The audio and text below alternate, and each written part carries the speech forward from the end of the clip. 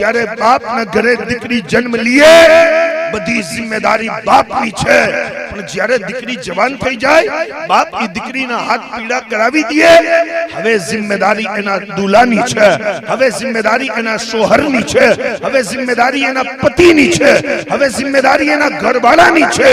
દીકરીને પેટમાં દુખે તો પણ ઈ બાપને ન કહી શકે, એને પોતાના ઘરવાળાને કહેવું પડે। એને કપડા જોતા હોય તો કપડા પણ હવે બાપની જિમ્મેદારી પૂરી, હવે શોહરની, હસબન્ડની, ઘરવાળાની જિમ્મેદારી છે।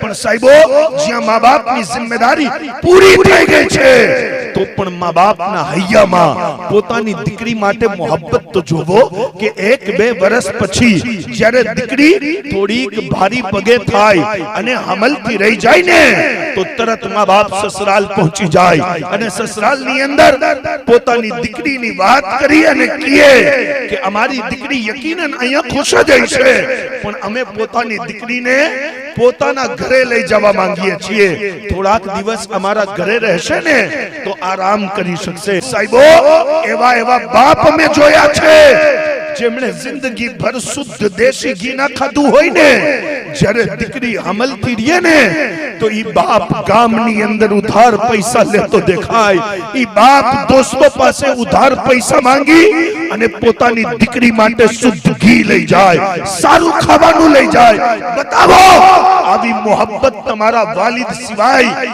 દુનિયાની અંદર કોણ તમારા સાથે કરી શકશે? સાહેબો આ બરબાદીઓ એટલે આવી કે આપણી નોજવાન નસ્લો દીનથી દૂર થતી ગઈ।